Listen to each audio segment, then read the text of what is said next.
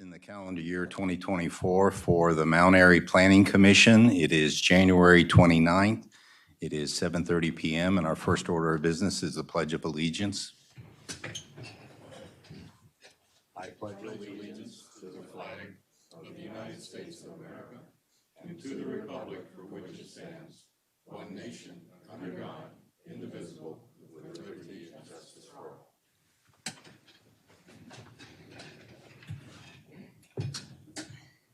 Again, my welcome on behalf of all the commissioners for those that are attending tonight and those who may be viewing virtually. Our first order of business is going to be the approval of the minutes from our November meeting on November 27th. This commission did not hold a meeting last month in the month of December, so we're reaching back a little bit of time to look at those minutes. All the minutes are before the commissioners here. And hoping that you have had time to look over them in the read-ahead package, then I will entertain a motion and a second regarding the minutes, either approval or disapproval. I'll move to approve. It's been moved to approve. Do I hear a second? I'll second it. The motion's been seconded for approval. Is there any discussion, edits, amendments of the minutes before us from the commissioners? Hearing no amendments or comments, I will hold a vote on the approval motion. All those in favor of approving the minutes signify by saying aye. Aye. All those opposed to approval signify by saying nay. The motion for approval has passed unanimously. Thank you. The next order of business is an opportunity for public comment, and if you could just raise your hand if you're in the public here and you wish to come forward and speak to a topic that is not on the agenda tonight, then I will allocate you some time for that. Seeing no public interest in a public comment, I will close the citizens' comment portion of the agenda and move quickly then to our Carroll County planners' reports. And we'll go with the Carroll County planner first, Ms. Hannah Weber. Hey, Hannah. Hello, everybody. Hope you had a good holiday. Just a couple of updates since November. First, the water and sewer master plan. We will be accepting any amendments for our spring cycle. If you wish to be included in that, the deadline is next month. We had a kickoff meeting for our up-and-coming housing study. This kickoff meeting was last month, so I would anticipate someone from my bureau to be reaching out to town staff to get information to go into that study. And then lastly, the priority letter, the Consolidated Transportation Priority Letter to go to the Maryland Department of Transportation. We will be talking about that with the county commissioners, introducing that to them next Thursday, February 8th. This is just an introduction to get their thoughts and ideas on last year's letter. And then we plan to have a follow-up meeting in early March to present them with a letter based on their thoughts from the February 8th meeting. And of course, when we find out the exact date of the March meeting, I can send that to everybody. That's it for me. Thank you, Hannah. And before you go, any commissioner questions to Ms. Weber? I have a quick question in regard to the very last topic. How does that transportation letter relate to the 2023 county transportation master plan? Is there a relationship in it? So there is and there isn't. The transportation master plan is more of the forward-thinking, big picture projects for each municipality, and the priority letter is more of the implementation and the funding of those projects. And this priority letter is for every county in the state, and that's how they allocate funding to the counties. So it's more of the implementation part. And I know we were number 5 for the 27 corridor study, so I don't know. I'd like to at least stay at that same point or Right. not move higher up. Yeah, I don't think there's any intention of taking it off. Okay, So. that's perfect. Wonderful. Great. Thank you. One comment, and we've asked it of you before. Bill, can you pull your mic closer to your mouth just so people can hear you and turn it on? If there's anything you see coming down the pike that might have an effect or an impact on Mount Airy. This is really both counties for that matter.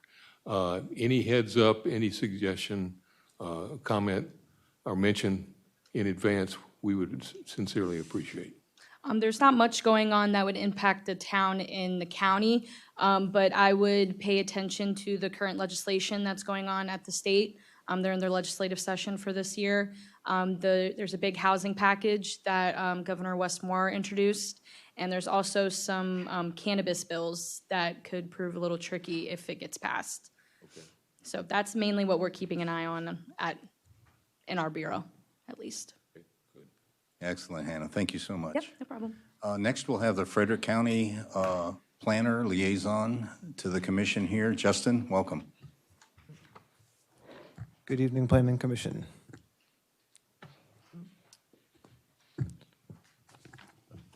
I guess I'll start off with just mentioning, I did look into those properties that you inquired about on the master plan, and there were no changes. They were both agricultural and office research for the land use and zoning. So there's nothing that changed between the previous master plan and what you are working on now. Our office is working on our 2023 annual report that goes to the Maryland Department of Planning. I'm also working on our current quarterly pipeline. I previously sent a link out. It's also on our webpage, on our data page that has it will have an up-to-date pipeline of all the residential development going on in the county. We were able to get data from the city of Frederick, so there's going to be a big view, top-down view of what's actually going on, which we didn't previously have that before. Kind of relating to the comment about projects going on, we do have another map that's on our GIS webpage of hearings and other projects going on. The link is also there. It's probably easier to go to our webpage and find it. The Historical Preservation Code, there's an update in front of the Planning Commission that was this month. The update includes text and adds a provision related to delisting of locally designated historical properties, demolition review of non-designated historical properties, archaeological resource and cemetery protections, economic hardships and county-owned historic properties, which I believe that code hasn't been updated since 1998, so it's been due for an update. And then lastly, the Division of Planning and Permitting Community Outreach event will be held Thursday, February 8th from 5 to 7:30 at the Prospect Center at 585 Himes Avenue in Frederick. The goal of the evening is for the division to increase engagement with the community, meet with our staff, and learn more about the programs and services offered by the division. That's all I have. Justin, before you go, any commissioner comments or questions for Frederick County? I have a quick one, and if I could just ask kindly for the next meeting. Again, I've kind of hit on this in the past, and that is I believe Frederick County imposed a moratorium on any mixed-use developments in permitting, correct? Yep. And so if in that review, based on that moratorium, if the county could provide or is intending to provide anything with respect to the lessons learned in that regard, even just the reasons as to they saw the caution needed to be exercised, all of that I think would be helpful for us to take a look at because we have similar district zoning. And so we want to be prudent if there's things that Frederick County has learned as they move down that path, and perhaps we could get smarter from their experience. So is that fair? Yep. Okay, great. Thanks so much, Justin. Yep.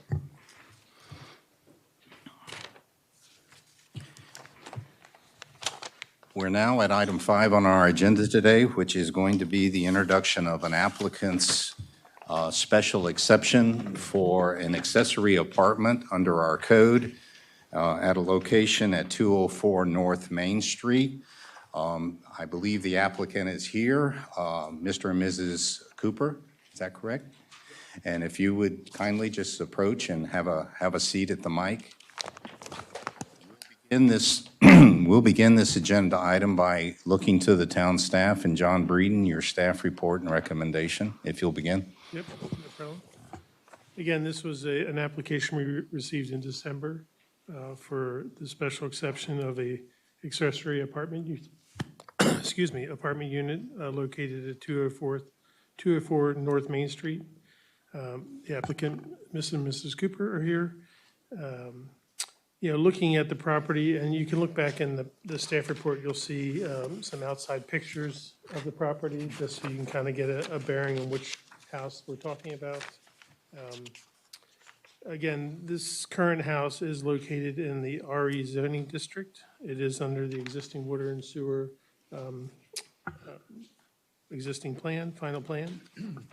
And at 204, there's actually an address already established for 202 North Main Street. So this was at one point in time an actual 2-unit house that once the daycare came in, the church came in, and took it over, they removed the second floor kitchen to accommodate more classroom space. And so, you know, the applicant again is requesting a favorable recommendation to be forwarded to the Board of Appeals, which will be held this coming Wednesday. I can answer any questions, or Mr. and Mrs. Cooper could answer any questions if you have anything. Well, no, I appreciate that, John, and I'd like to now move to the applicant and give you some time for you to elaborate on any aspect of the application that wasn't covered by the town staff, or anything you'd like to say with regard to your application. Joe? Just push that button and make sure it's Already green. green. Is it? Oh, you're good. No, you're good. You were good, yep. Okay. There we are. gotcha. Hello, everybody, for those you haven't met.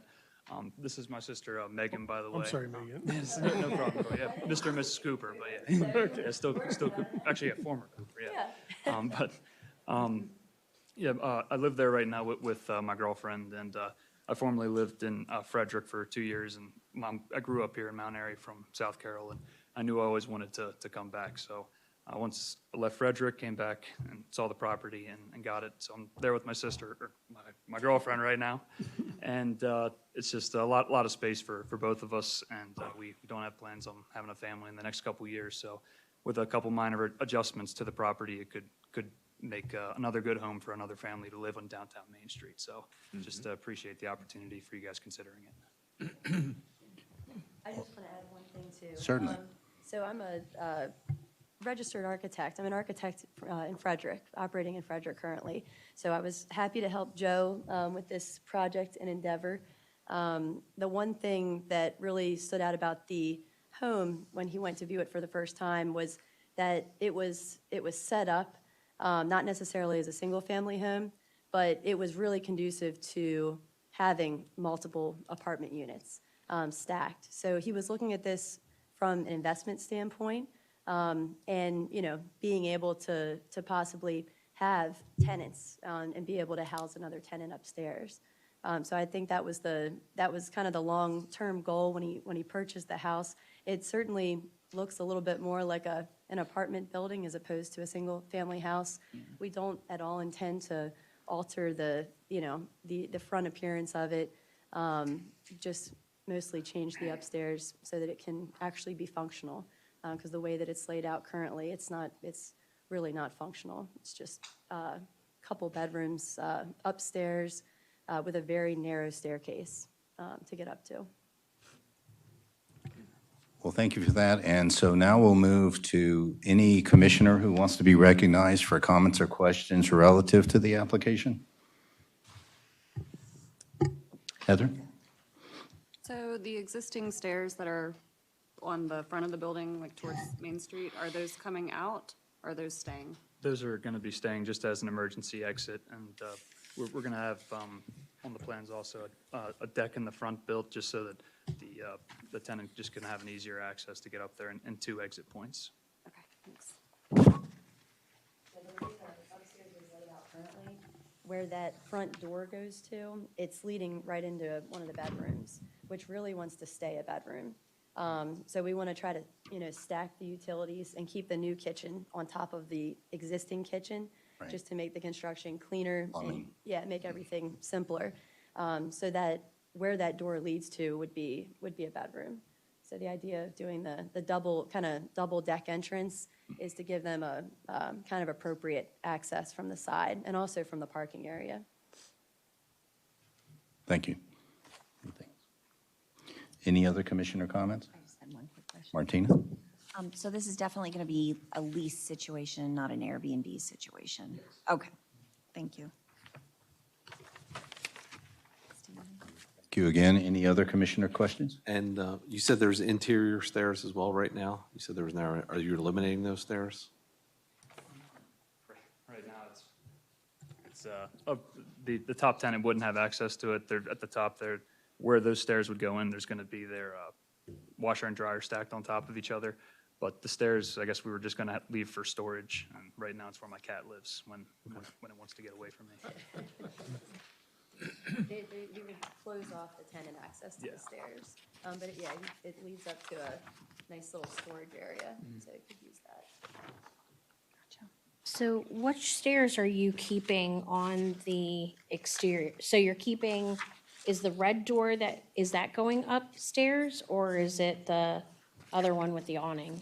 If you look at the drawing, actually, I'm sorry, Joe, but if you look at the drawing, you can see where it's Okay. the last page, it shows the elevation of the new stairs, sort of configuring access for the first floor and also the second floor. And I think Megan was also saying that they're going to create a new stair into this existing entrance too, right on the first floor? Or no?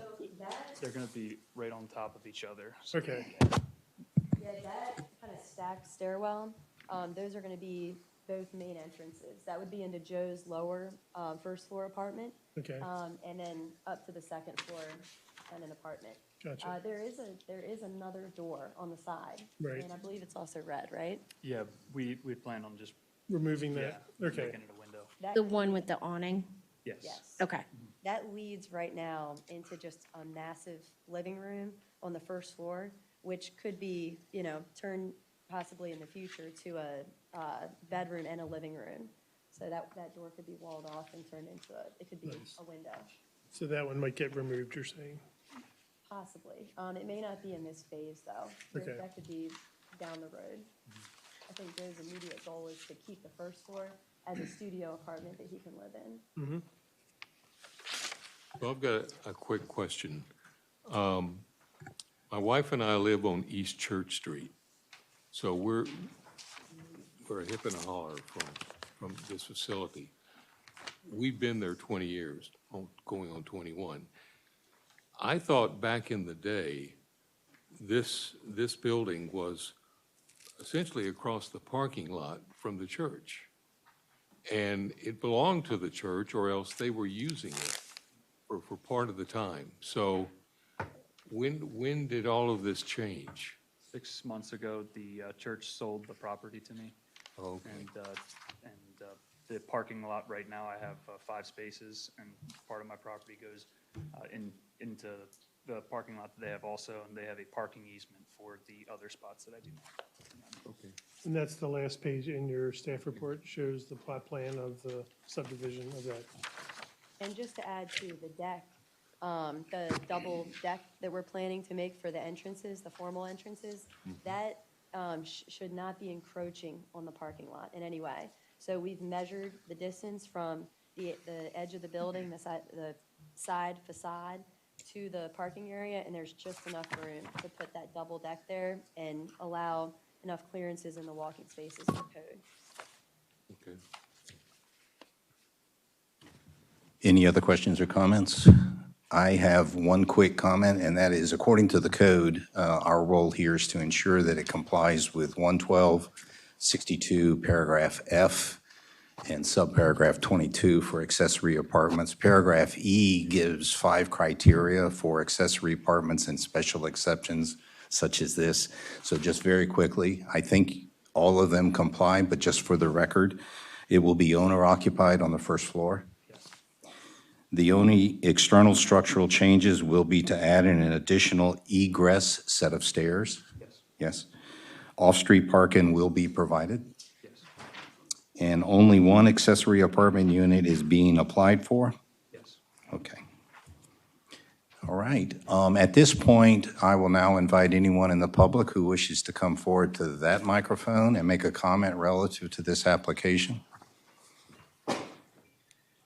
Seeing none, then I close the public comment, and I will make one last comment to guide the commissioners on any motion they may offer, and that is, again, this is for the commission to provide a favorable recommendation or a unfavorable recommendation to the Board of Appeals. The Board of Appeals, under the code, has the final decision authority, approval or disapproval of this application. So our role here is a motion that would be either a favorable recommendation or an unfavorable recommendation. So I just kind of coach that kind of wording, whoever wishes to make a motion. So at this point, I'm open to any motion from a commissioner relative to this application. I'll make a motion. Steve? Yeah, I'll make a motion to recommend a favorable recommendation to the Board of Appeals with the staff recommendations. The motion is a favorable recommendation for the application for this address on North Main Street. Do I have a second for that motion? I'll second. The motion is seconded. Is there any further discussion?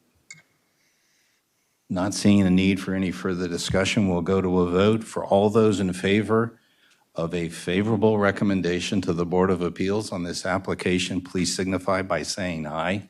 Aye. Aye. All those opposed to the favorable motion signify by saying nay. Hearing none, the vote is unanimous for a favorable recommendation for this application. Thank you, Megan and Joseph. Thank you guys very much. You're welcome. Well done. Our next agenda item is for us to render an approval or disapproval decision from this commission relative to Lot 5 of the Twin Ridge Professional Park. Lot 5 is undergoing a redesign or re-subdivision is the right word? Yeah, a re-subdivision of Lot 5 at the Twin Ridge Professional Park so that the town may acquire a parcel in that lot in order to move forward with installing PFAS mitigation equipment, including whatever construction of housing adjacent to the pump station. Is that correct? And so that's the reason. That is the town's efforts underway. And we are involved as a commission simply because our commission role is to approve changes to subdivision plans. And so with the background, and if I can give a tone of expediency with respect to us providing our approval or disapproval, it is for the purposes for Barney, the town engineer, and the town in general to move forward with PFAS mitigation. And I believe it's our first location to do so. Is that correct, Barney? Yeah, that's correct. Yeah, there's 4 stations that we need to treat. There's only 2 that we need additional land. Gotcha. So with that tee up, I'll turn, as we do, to the town staff, either John or Barney, if you want to elaborate further on my brief description. Well, I can defer to Barney, but I mean, ultimately, again, this is sort of an emergency subdivision. The town already owns the parcel. We're just going through the final separation of the parcel through subdivision and Mylar recordation, et cetera. And again, one of the things I was asking for is also the planning commission to grant the chair or vice chair the opportunity to sign off on those Mylars when they come in, so they wouldn't have to come back in front of you for expediting it, so we can get, the contracts out, to get the building designed, to get it installed, to get the PFAS in place as soon as possible. So again, the planning staff is requesting a favorable approval or recommendation of this subdivision to occur. Gotcha. Barney, anything Barney, else? anything said? No. No, Good. not really. Okay, gotcha. So at this time, any commissioner have any comments or questions on this agenda item? Hearing none, I open to the public with respect to any items that may have comments. Seeing no public interest in commenting on this, again, we're looking for a motion from a commissioner to approve or disapprove this application for re-subdivision of Lot 5 at the Twin Ridge Professional Park. So I'll entertain a motion. I'll make a motion. Steve? I'll make a motion for favorable approval of parcel B, Twin Ridge Professional Park, Lot 5.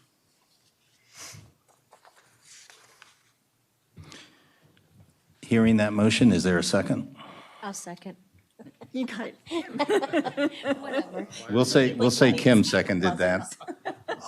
It is now open for discussion. I have an item. Could we possibly, Steve, amend the motion to include and further signatures of plans or Mylars would be allowed by the chair or the vice chair of the commission? Sure, I'll amend my motion that with the approval and the memo that the planning commission chair or vice chair can sign off on documents related to this property. Gotcha. And again, as it was explained, this is for reasons of expediency, so we don't have to wait another month to bring those changes before the full commission. With that amendment by the original motion maker, is the second still here? Second still here. Second remains from Commissioner Beineck, and so no further discussion on the amended motion. Hearing none, then we'll go to a vote. All those in favor of the motion made by Commissioner O'Malley with regard to approving this re-subdivision and subsequent approval for chair and vice chair signature on any later documents signify by saying aye. Aye. Aye. Anyone opposed to that motion, please say nay. Hearing none, the vote is unanimous for approval of the Lot 5 re-subdivision of the Twin Ridge Professional Park. Thank you. Thank you.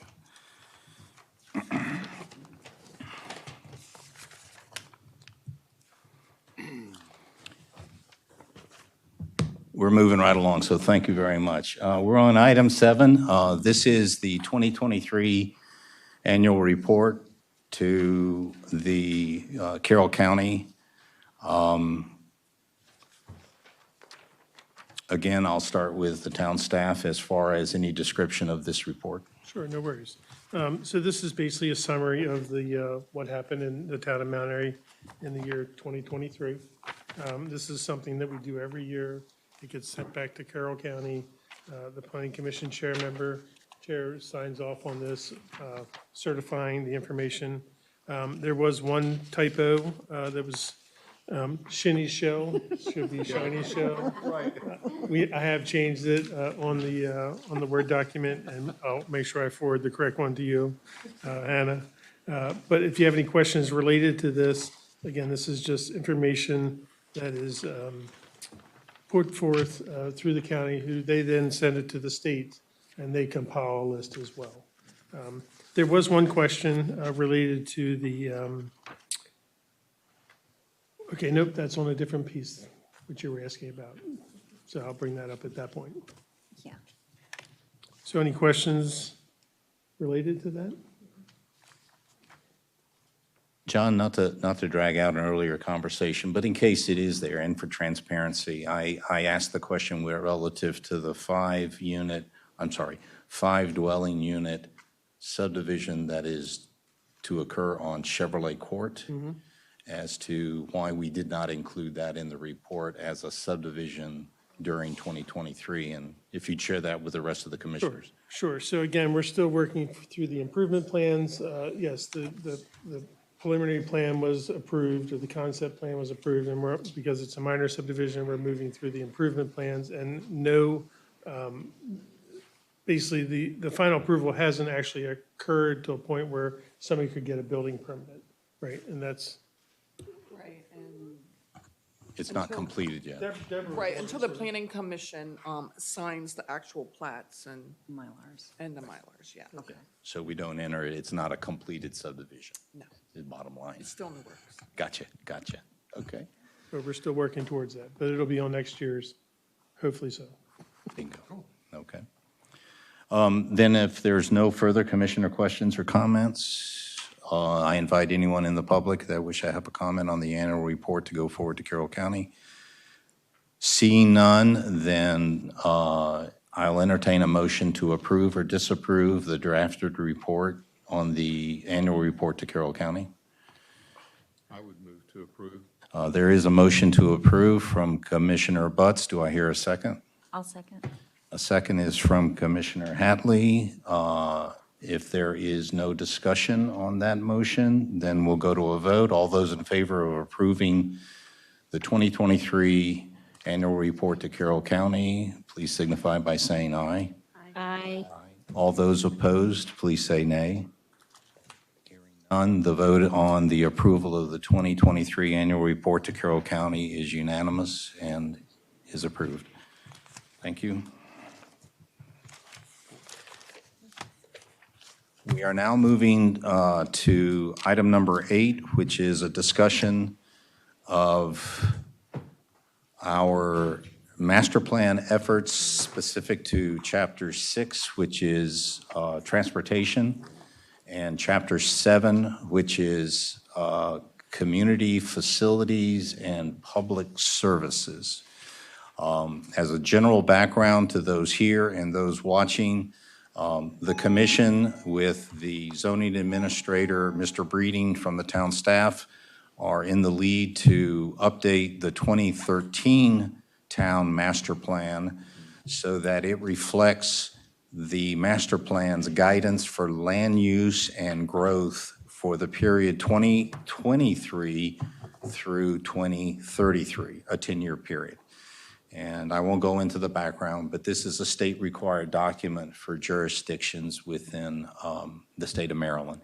So we're about that business, and tonight we're looking specifically at the transportation chapter and the chapter on community facilities and public services. Joining us tonight, Ted? Yes. If you would so kind. Newly anointed member of the Streets and Roads Commission. Yeah. So in our effort to kind of use the whole of town government here, we want to, of course, look to those other commissions which have perhaps a greater focus or more keen focus on any aspect of this entire plan. Transportation fit very nicely with Ted's commission, chaired by Miss Lucy Regal, and I don't think she could make it tonight. And so again, trying to convey to the public that we are partnering with those that have these focuses as appropriate. We're doing the same with water, et cetera, et cetera. So fair to say, Ted, that beginning in December, we asked him to take a look at the 2013 version of Chapter 6 on transportation, put some eyes on it from his commission's perspective, and then come back to us. We gave them a kind suspense of February 18th.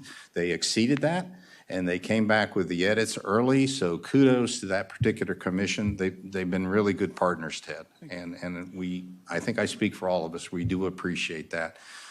As one of the commissioner has said, if it's not our domain, let's look to the people where it is their domain. Commissioner Beineck, I think I'm quoting.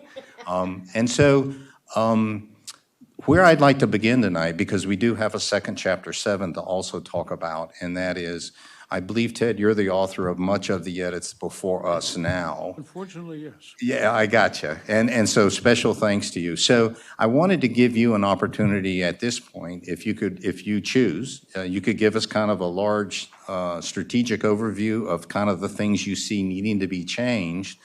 And then I will turn back to the commissioners on how to proceed. I do have a mention of some additional documents that could be beneficial to us really refining this chapter.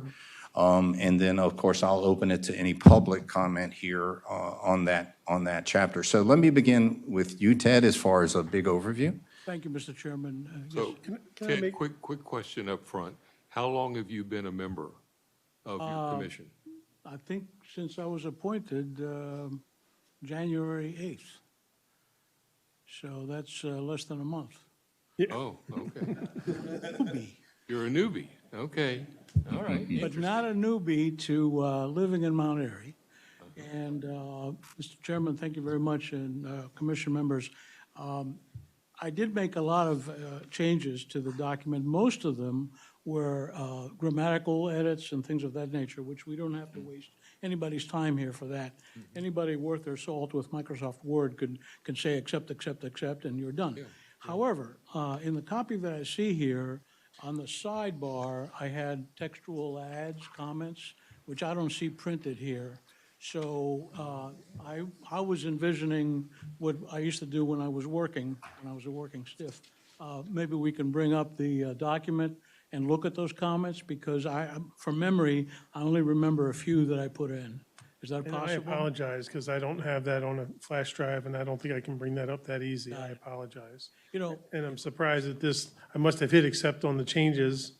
okay. But it didn't, because it's still highlighted. I just wanted to also let everybody know that this is the copy that the Right. comments he gave us, because you can see where it starts off on number 1. Most of my changes were not changes, the text were comments. Okay. Because they're up for discussion. But the one change that did make it, which was an add-on, we'll talk about later. But anyway, we So I don't have to apologize. quibble about that. I'll try to go by memory, but as I understand it, the documents that you alluded to, that I got an email late yesterday about, obviously, I didn't have time to read them because, you know, when you're retired, you get busier.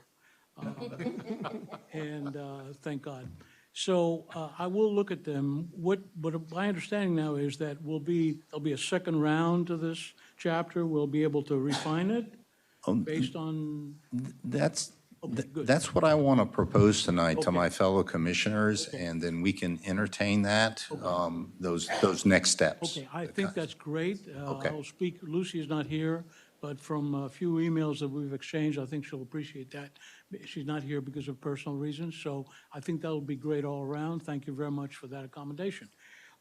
So overall, though, I felt that this was, if I may continue, was a good chapter to speaking to the transportation needs of Mount Airy.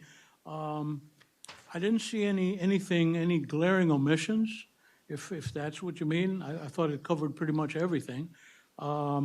But diving right into the big-ticket items as I saw them, I'll direct your attention to page 115, line 140, which says Buffalo Road. Now, I happen to be very proud of Buffalo Road because I've lived there for 41 years. I have a slight objection to the classification of this road. When I moved there in 1982, yes, it was a minor collector up and through the 90s, but I no longer feel that road is a minor collector. I think it's now become a major collector. In fact, if I may, projecting into the future, if the Kraft Farm on the Frederick side, right across from my house, which is about 500 acres, if that farm ever gets developed, Buffalo Road is going to see a lot of more traffic, egress and ingress, as well as Cottonwood, which connects to Scotch Heather, and then Scotch Heather reads into, I sound like Barney now, feels into Buffalo. But anyway, I had recommended in my comment that we change that connotation to major collector, unless there's an in-between, like a medium collector. But don't call it minor. And I would defer to engineering, because that's really the one who sort of is the bread and butter in that situation. So I don't know if it comes down to traffic count numbers or what determines that major or minor collector. I'm just going to say we'll review it. Okay. To see. Yeah, I don't you wa- should I don't have wanna say fresh what it should data be because today. you put the speed meters based on my complaint last 2 months ago. So there's fresh data to go on. You will find that there's it's like a double hump camel, morning and afternoon. There's an increase in traffic. You'll see that daily. Okay, good. Moving right along. Again, I'm going by memory. I looked at this when I was, And Ted, I have copies, so you can take them to your commission coming up of the data that Ralph sent Thank you. out. the meeting is tomorrow. Yeah, all of a sudden. I'll just leave them here and I'll give them to Heather, because she'll be at that meeting. Okay. All right, so I'll direct your attention to page 122, line 317, Buffalo Road, again. Sectional improvements for widening and upgrading to town standards. It mentions Summit Ridge development, and so forth. Yes, that road suffers from a dual personality. From the intersection of Buffalo to Main Street to Buffalo and Scotch Heather, which is the entrance to Summit Ridge. And that does include my house. And that's an illuminated stop sign there. That's right. That road is the old design, which did not accommodate shoulders.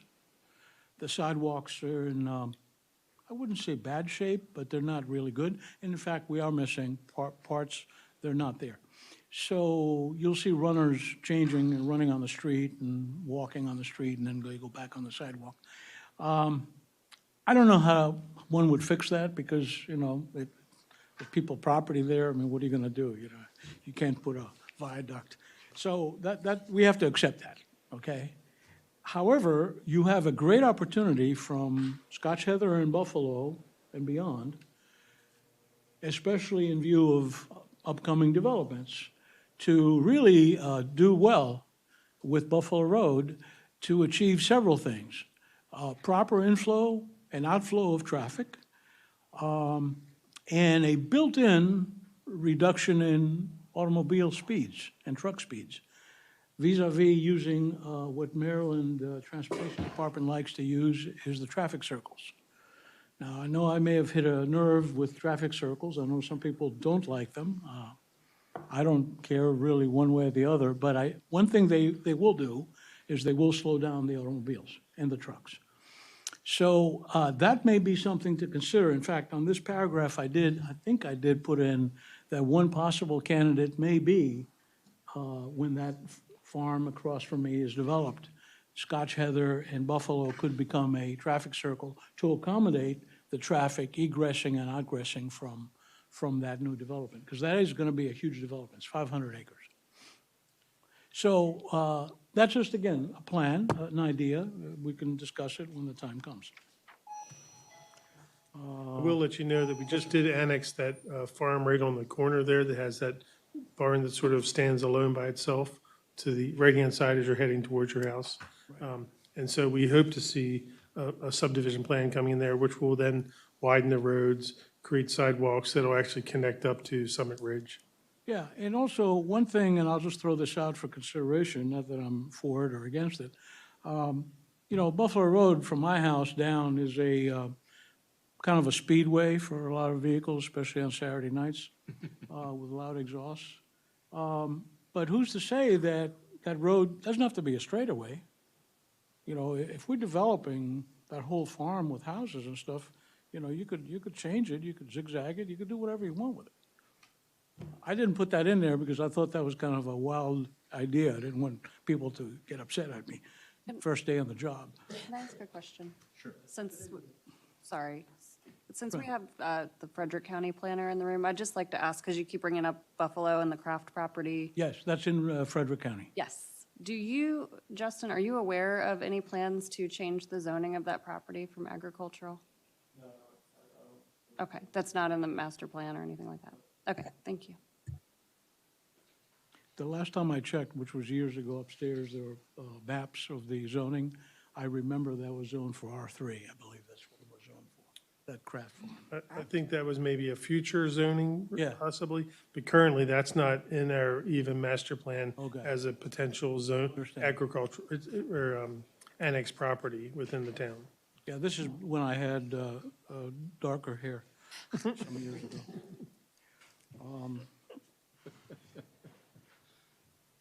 Again, I may have had some other sidebar comments that were pertinent, but I don't want to waste your time here. And by the way, thank you very much for speeding up the thing. I did have a wheels up at 8:30, so. Okay, so now we come to something that's a little important. Page 126, line 469. That's text that I added, pedestrian crossing signals.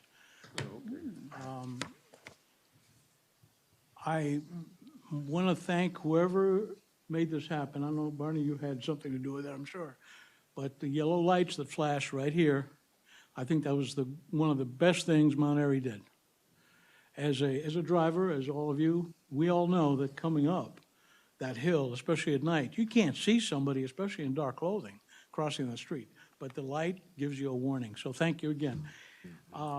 It turns out that at the intersection of Cottonwood and Main Street, I've had two since word went around that I was going to be on the Streets Commission, I had two people come up to me and tell me that they do not, these are adults now, not children, with dogs. They do not cross at that intersection in the morning or in the afternoon. They actually walk down on the sidewalk to where the school is, where the flashing speed sign is, and that's where they cross. And I was like, yeah, and I walk there all the time in my morning walk. They said, well, because the cars, I'm afraid they're not going to stop. Plus, you have people trying to make a left turn to go southbound on Main, and a lot of times, the left turn signals are optional for some drivers. So you, as a pedestrian trying to cross that street going east, you don't know what that driver's going to do. You assume they're not going to go this way because you don't see a signal. But sure enough, last week, somebody actually did that to me. I had to stop midway in the pedestrian crossing. Maryland law, of course, says the moment I put my foot on that crossing, they're supposed to stop. The driver didn't stop. I figured they didn't have enough coffee that day. So, but I'm still alive. At any rate, what I did notice, however, is there are children from Summit Ridge, 2 boys actually, who walk to the middle school every day. And there's not a crossing guard there or a teacher. Now, I did bring that up at the meeting last November at the Streets and Roads Commission. So what I'm proposing here is that we somehow find the money to maybe put a set of those yellow flashing lights at that intersection. I think that will be welcomed by citizens and by the children, and I'm sure the principal of that middle school will support that idea if we talk to them. So I don't know how that gets paid. I'm sorry, I'll plead ignorance in that. And I'm not trying to drive up the costs. Trust me, I'm very familiar with costs. I don't want to do anything that's expensive that doesn't give us a lot of benefit. We got to get a lot of benefit and little cost. That's great. And that's where I'm from. So, but again, that's why I put that in there. I hope that makes it in through all the revisions. Well, I wonder, and just thinking about what you're talking about, and I'm not sure how much of the state highway right-of-way there, that crosswalk might be in the state highway right-of-way, not on the town road. So we might have a little bit more difficulties getting that installed. It's just my first glance at that. I'm thinking it might be within the state highway right-of-way, and then, getting them to authorize that installation. Maybe I would kick that to Barney, but that would be my first concern, that could be in the right-of-way of the state highway. And I appreciate that, and I respect that. That's why I mentioned the principal of the middle school. That's the county's authority. I don't think I have to tell you that one child getting injured is one too many. So let's not even go there. I agree. I'm like, let's look into it, put it in the plan, let it be there until somebody really finds a good reason to kick it out. Yep.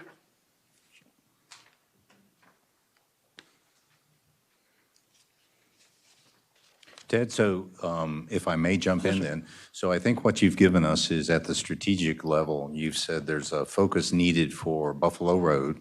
Yes.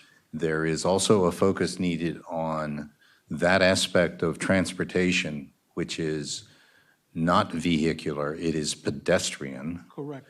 And so just as an acknowledgement, the transportation chapter by the state is to include vehicular aspects, non-vehicular, which is typically bicycle, but non-vehicular, and then pedestrian. So all 3 of those, if I could call them conveyances, should be addressed in our transportation element, which is our transportation chapter 6.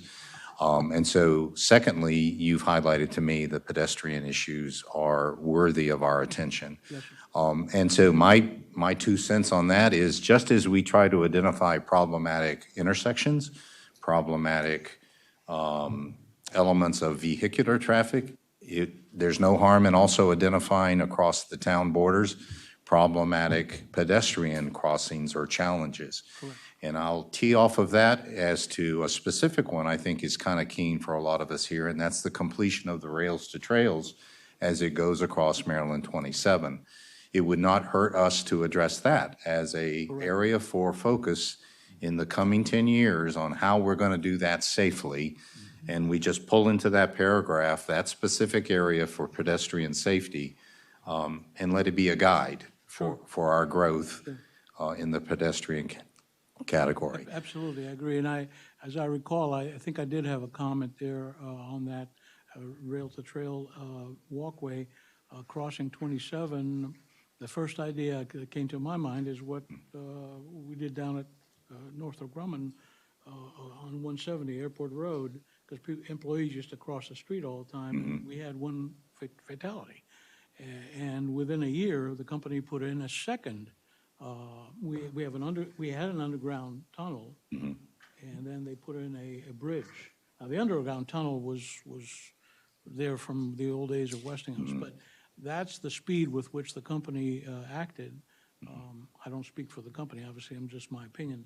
But again, that's something, I don't know, I'm sure aesthetically, we don't want to do something stupid that looks bad. Right. But this is not the first time I've seen, I'm sure you've all seen when you drive around other towns and states, overpasses where people are free to cross. I know that there's some in New Jersey that I visit, my son. So at any rate, that's a good suggestion, and thank you for bringing that up. Absolutely. And again, I don't want to curtail your overview, but it. Yes, sir. Well, that's it. That's it? Got you. Those are the three things. Sidewalks was something else that I did, but I didn't write anything to that, but we all know, sidewalk improvement is an ongoing process, Absolutely. I'm sure. And I'm sure it's budget limited, and again, money is tight, and sure, I understand that, I get it. But if somebody is disabled, it's a different equation for a disabled person. So what I'd like to do now is turn to any commissioner who wish to add in, again, at kind of the 100,000-foot level, some things that could be added, things that maybe could be, enriching this particular chapter along transportation. Does anybody wish to add that in? Yes, Mr. Chair, I have a comment. So with, when we're talking about 27 and pedestrian overpass, don't we need to run that through state highway because they control that? So that would be an approval on state highway and not our domain in a sense? Am I correct, Barney? Yeah, so if I could just jump in before Barney, and that is, I think, and this is just kind of my sense of what the master plan absolutely should identify issues, or if you want to go to the statement of problems, okay, or if you want to be even gentler, challenges, whatever. But let's identify those things relative to transportation that must be improved as we grow this town. So let's identify what's the problem, and as to how to fix it becomes now a greater issue as to state highway authorities, traffic studies.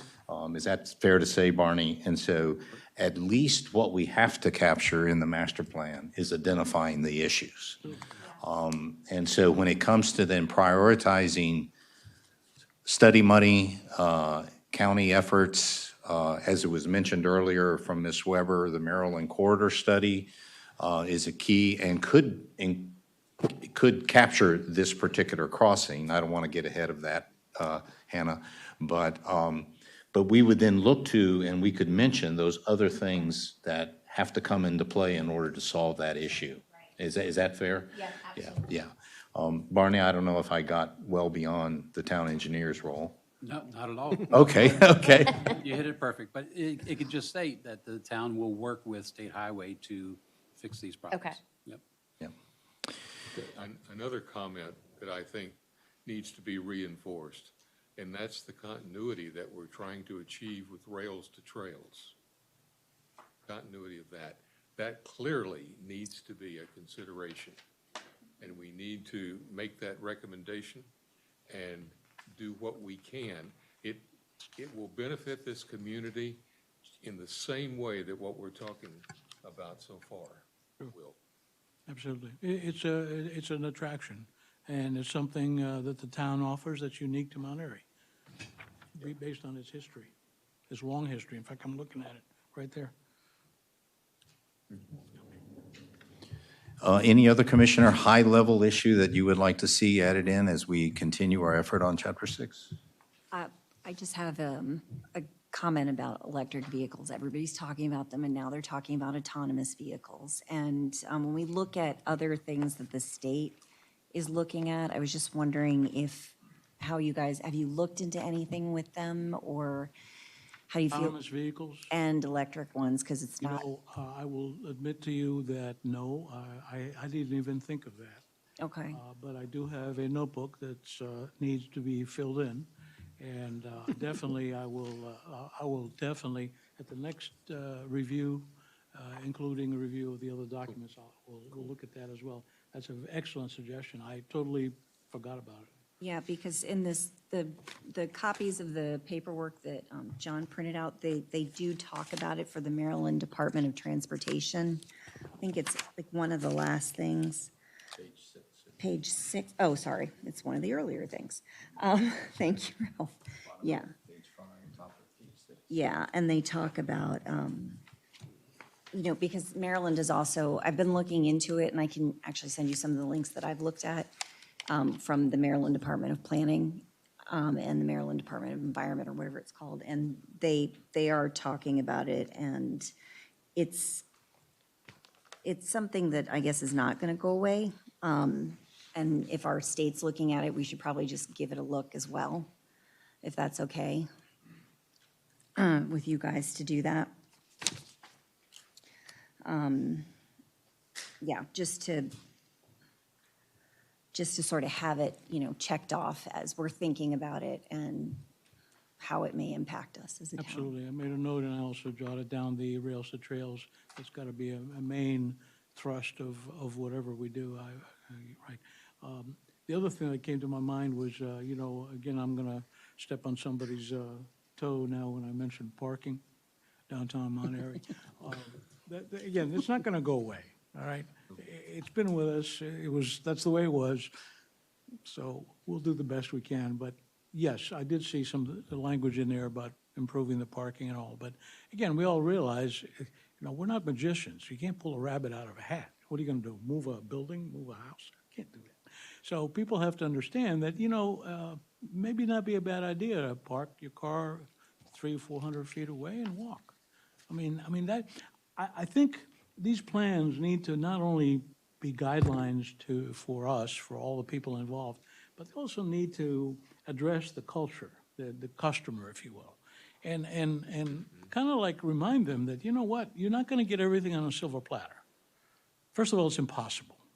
The second thing is, all this stuff costs money. Where's the money going to come from?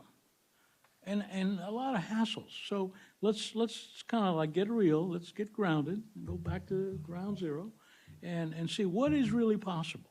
What can we do with the money we have and the time we have before we die? I'd like to see some things change before I go away, certainly. But, parking downtown has always been a challenge. Even when I was here in 1982, it hasn't changed. It's not going to change, okay? So we need to chill out a little bit on that. It's not going to change. Do the best you can. Anyway, I've said enough. Any other commissioner have high-level or big muscle movements they would like to see added into Chapter 6? We've talked about electric vehicles. We've talked about pedestrian safety with a specific location. We've talked about Buffalo Road.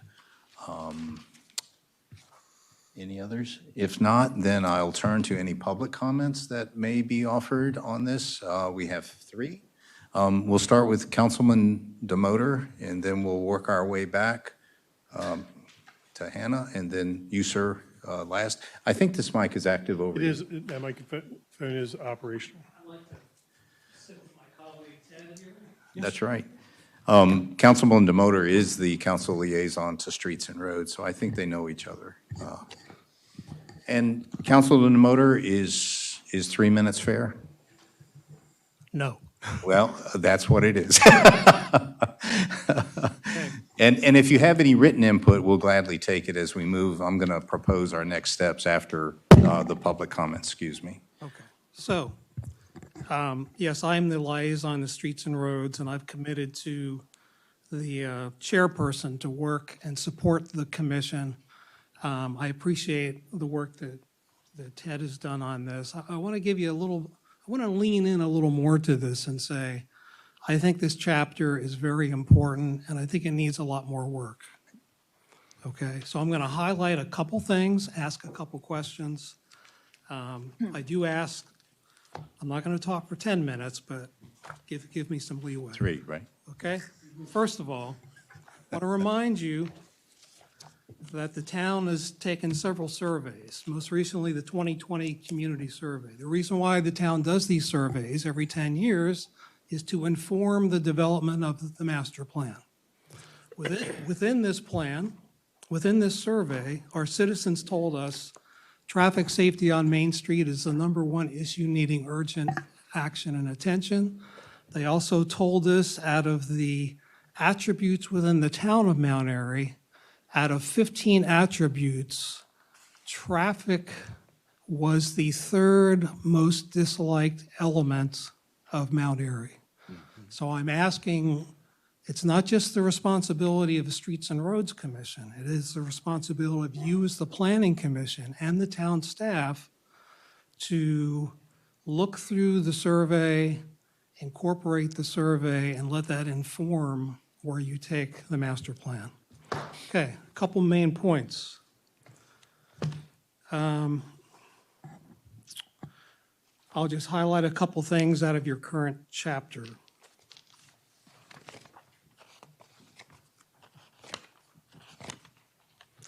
Go to page 116, line 185. It says, due to growth within the surrounding the town boundary, traffic congestion will continue to occur and driving conditions deteriorate over time without a comprehensive long-term road system improvement plan. Question for the town and the commission, has that been done? And if it hasn't been done, then it sounds like we need to include that as a strategy.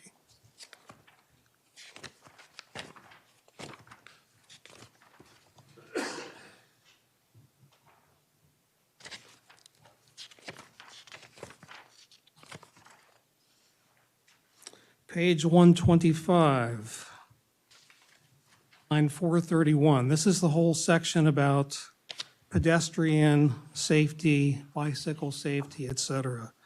I would encourage you, we can do some work, but I want to imprint this on you. We need to capture the concept of complete streets.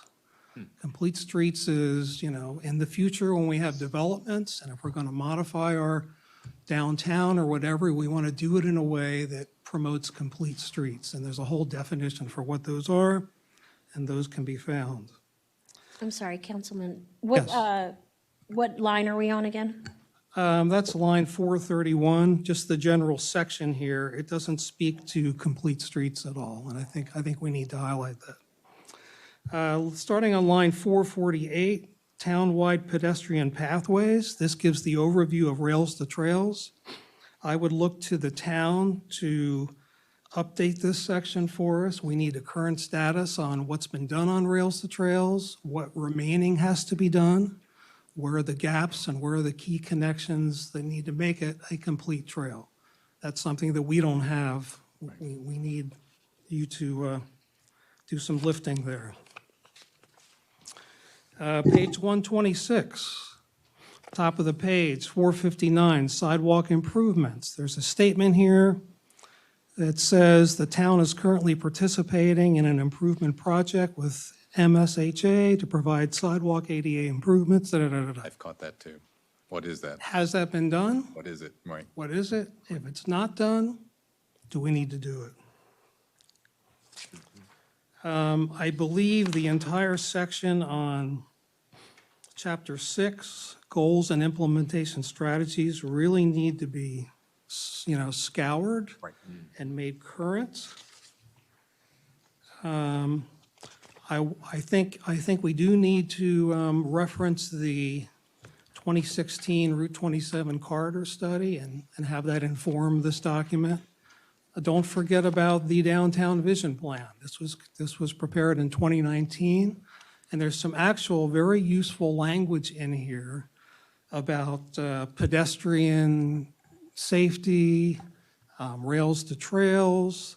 There's a really good overview on pages 22 and 23 that actually takes the Route 27 corridor study and in nice pictorial format shows you the current status at that time of the intersections in the town. So I'm just saying, there is some information in here that can be leveraged Sure.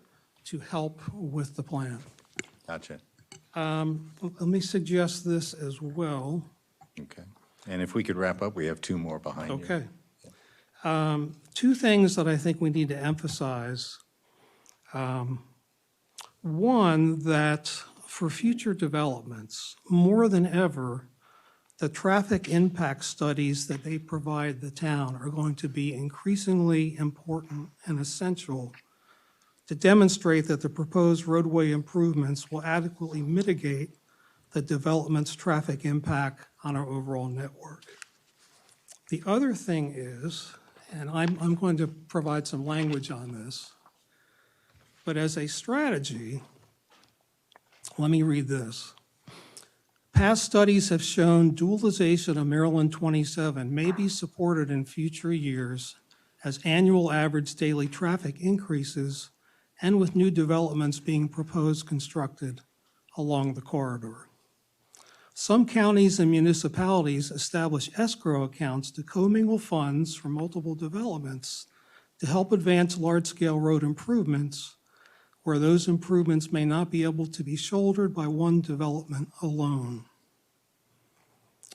The point here is that Route 27 is a shared responsibility between the town, the developers who may develop in this town, and our neighboring counties. And it's going to take a shared solution. And one of those shared solutions, and this should be part of our strategy, is we need to be working with, especially Carroll County, to talk about the impacts of development north of our town and within our town and the increased traffic flows. And if Route 27 is going to be widened, where does that money come from? Does it come from the county, the town, the state? And the language that I just read is actually based on some consultation I had with State Highways. And they actually have a program to assist in establishing escrow accounts and taking approaches like this. So again, my point is, Route 27 is getting bursting, and we're going to need some strategies for that. And we need to work with the counties and the developers to address that. Gotcha. Thank you so much. Okay? I have one more comment if you let me. In writing submitted to the commission, perhaps, or Let me just reaffirm 30 seconds? the need for pedestrian safety and some sort of a tunnel Quickly, please. to facilitate getting across Route 27. And I'll be making more firm comments on that at the upcoming Mount Airy Crossing workshop. Great. Thank you. Thank you. Mr. Chair, may I? Councilman Demoter, can you please have your notes added into, because when we sent this back to Streets and Roads, we wanted the comments made, you guys are the professional, this is your domain. This is not our domain, that's why we send it off to the commissioners. It would be very helpful if what you just gave to us to put that in as the sidebar comments, so that way we can evaluate those instead of us having, it's great that we're having that conversation, but I think it's beneficial to us to have those comments as we put them on the sidebar, as this is your domain, not ours. Okay. May I respond? Certainly. I'm a council member and a liaison to the commission. I'm volunteering my time to actually try and make some improvements to the document. And I will indeed put it in writing. But this is as much your domain as my domain and the Streets and Roads Commission's domain. Streets and Roads just has volunteers just like you. So everyone needs to look at this chapter and make it be what it should be. Thank you. Quickly, Ted, because we have two more speakers. Beautiful. Thank you. That's well said. Sure.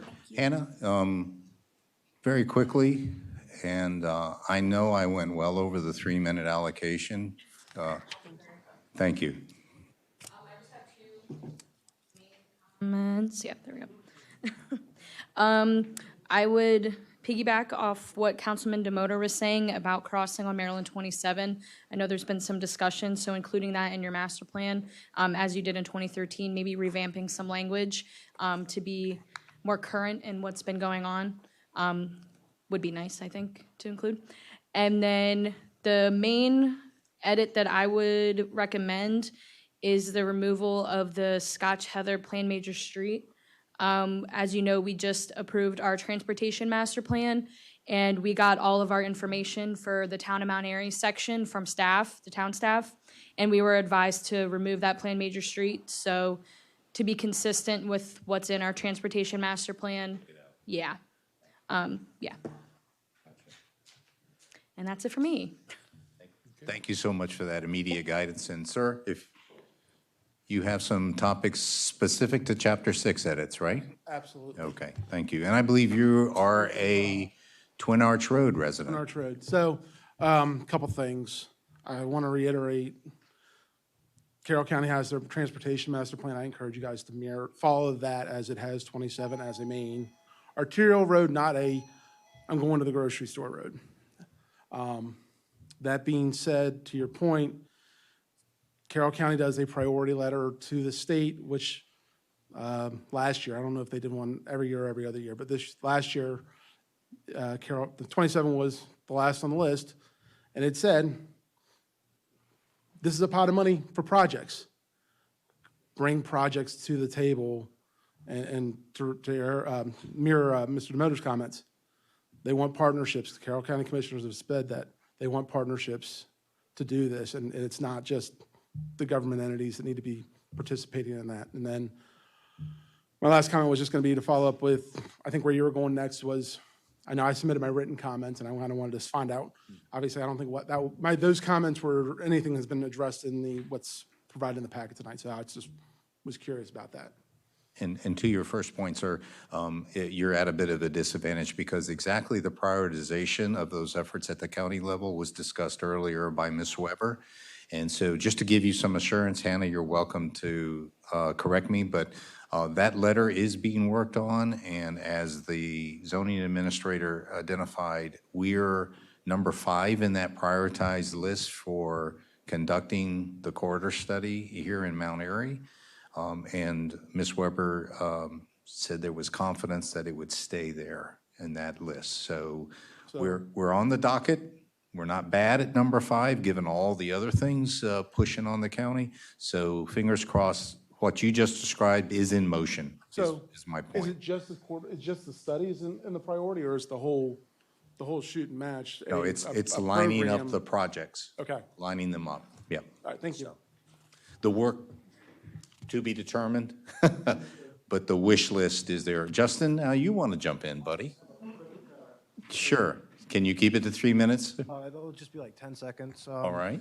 I'm an expert on walkability. I've taken a bunch of classes and have an accreditation. So if complete streets is the direction you're headed in and want some resources, I can definitely provide that for you. Oh, excellent, Justin. Thank you for weighing in. Yeah, the more shoulders we put against this load, the better. So thank you very much. And for that, complete streets is a topic I'm going to have to do some research on. So no, thank you for that. Any other public comment? Having none, then I would like to propose to the commission a way ahead with regard to Chapter 6 continued efforts. I mentioned at the beginning that there were 3 documents. There are now 4, the 4th being the Downtown Vision Plan, as mentioned by Councilman Demoter. But the 3 that are keen to, I think, really doing a good job on editing and updating Chapter 6 are, number 1, the state provides us a checklist for the transportation element. It is called the Transportation Element Checklist. It is to guide planners in making sure they've covered the appropriate waterfront with all elements of transportation. The second item is the 2023 Carroll County Transportation Master Plan, which I guess I could say fairly recently has been completed and approved. Are you still waiting state approval, or is it done? Yeah, gotcha. It's going to be adopted with our county master plan, so it's just approved right now by Planning Commission and the county commissioners. Okay. So not officially adopted, but approved. but appropriate for us to use and build. Absolutely. Super, okay. And then the last document that I wanted us to put into our efforts is going to be, already mentioned, I think it's April 2017, Maryland 27 Corridor Study Plan. All of these things occurred after the 2013 master plan, so all of these things are more contemporary data that we should look at to make our plan now, 2023, and the next 10 years, relevant and well-founded on what we want to do. So what I propose is that John has made copies of those 3 items that I mentioned. We will give them to the Streets and Roads Commission.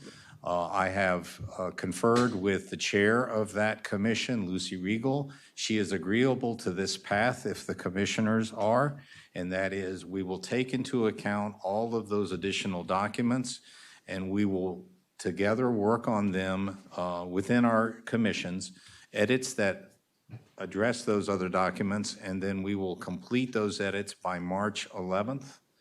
That will give time for me to merge them all into a single edited document that then we will bring to our workflow schedule that I had reserved for what ifs, and that's March 21st. If you have your schedule in front of you, you will look at March 21st, and it was vacant, and it was for schedule slippage. So I'm proposing that for the next 6 weeks that we'll work on Chapter 6. We'll pull them together, and then on March 21st, we'll dedicate that work session to just Chapter 6 and getting it as best we can. And hopefully, if we do that, we'll close out Chapter 6, hang it out onto the public accessible parking lot for then the public to comment further, and then we'll move on. If that's a fair approach, because of all this good data from all the public comment, then I would offer that's the way ahead for us, if that's fair. Any opposition? Okay, so let's do that. I don't need to have a motion or a vote. That's just our getting together and working on something. So I'll close Chapter 6 discussions with that plan. I'll update the workflow schedule with John so it reflects this addition, and I'll continue to coordinate all this of what I've just said with Ted and Streets and Roads. So very good. Now, moving to Chapter 7. Chapter 7 is, as I mentioned, Community Facilities and Public Services. Tonight was going to be our first review of those puts and takes. Those puts and takes were authored by me, and so we can proceed. Before we get into the staff reports, this is our last agenda item. We can take as much time as you desire. However, I would like to say that we have a lot of other stakeholders that are key to making this particular chapter correct.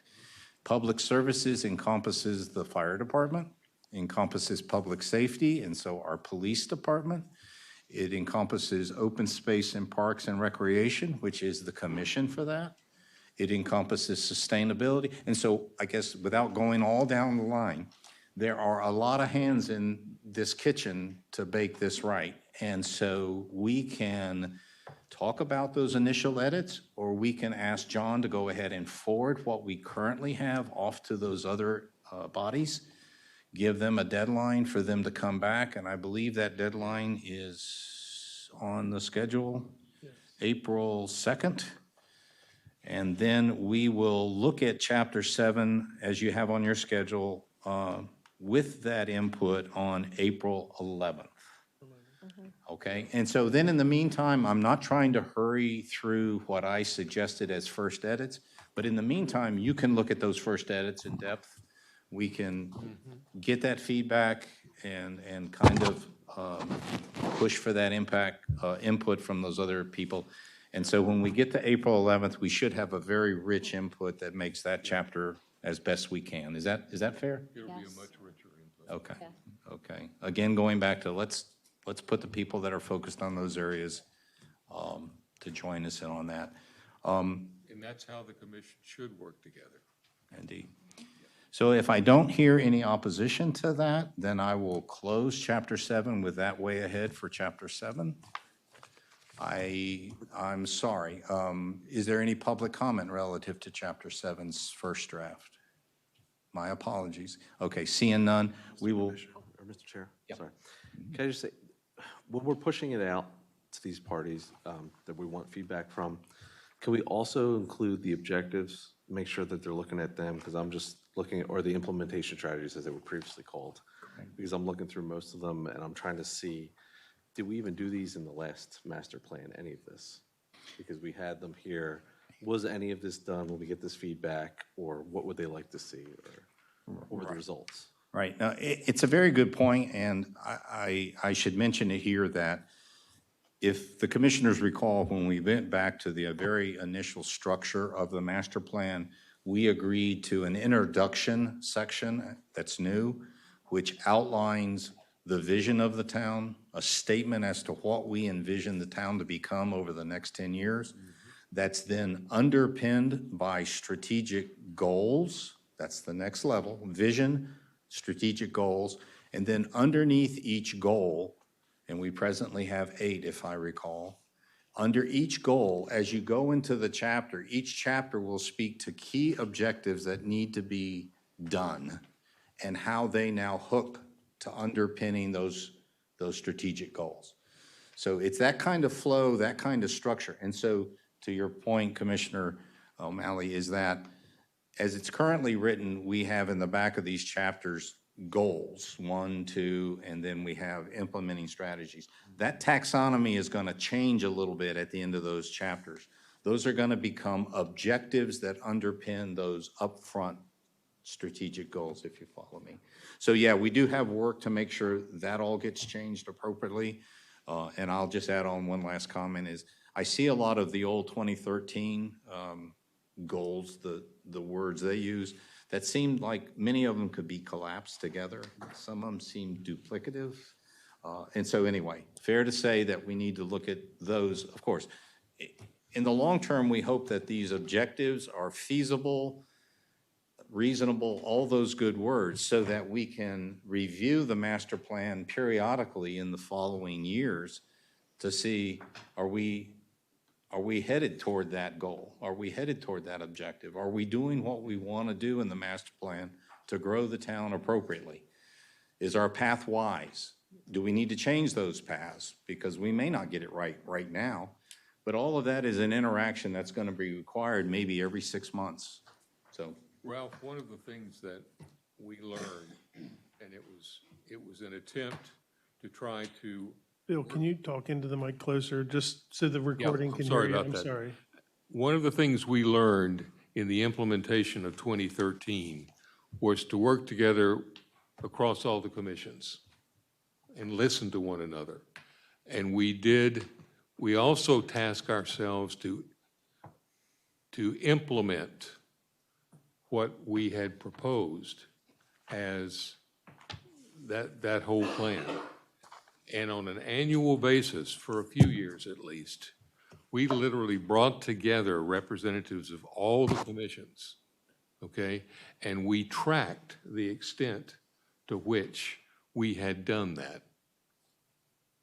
And as a result, I think there was a lot more progress in the implementation process and taking ownership of it. We didn't do it as long as we should have, but at least we set the stage and we got started with it. We need to do the same thing to a much richer extent going forward with this. Yep. if there's no further comment on chapter 6 or 7, then I will close that and we will move to staff reports. John? Yeah, so the next one would be, of course, Councilman Evans, if he has something he'd like to speak about. All right, thank you, guys. So for the January 8th Town Council recap, there was 3 new appointments. Pete Morides was appointed unanimously, appointed to the Economic Development Commission. Ted Stathis was appointed unanimously to the Streets and Roads, and then Doris Wilcher was reappointed to the Beautification Commission. New business for that meeting, our joint recommendation for award for Phase 2 of Well 9 remediation was approved 5-0. 5-0. And the Carroll County Water and Sewer Master Plan Amendment request was approved 4-1. Our joint work session for the Beck property will be February 13th at 7 PM. And then our next council meeting is next Monday, February 5th. Ordinances that were discussed, the Charter Amendment Resolution 2024-1, which will prevent council president from having a vote on council while serving as acting mayor. That was discussed and moved to public hearing. 2023-5 Carroll County Hazard Mitigation Plan was approved 5-0. And that's all I have for my report this month. Any questions to Councilmember Evans? And then moving on to the next three items, which would be your zoning administrator report for November 2023, December 2023, and then, of course, the annual totals for 2023.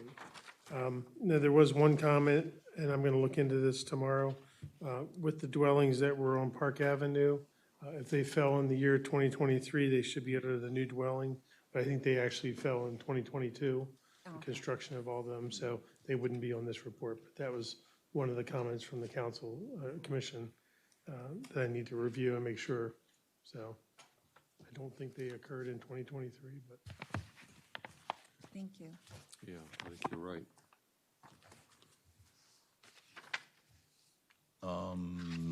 Your zoning administrator reports, do you need to elaborate on those at all, John? Nope, if anybody has any questions, I mean, this is just a breakdown of what we approve at the staff level related to fence permits, building permits, et cetera, banner and side permits. I'll pause here if any commissioner wants to glance through them again. If not, then No motion needed. Gotcha. We've talked about, in some extent already, the master plan work session dates, and so we have added in the date for March 21st with Chapter 6. And I've elaborated on how we're going to handle 7 with soliciting those other groups, and we'll come together on the second review of Chapter 7 with their input on April 11th.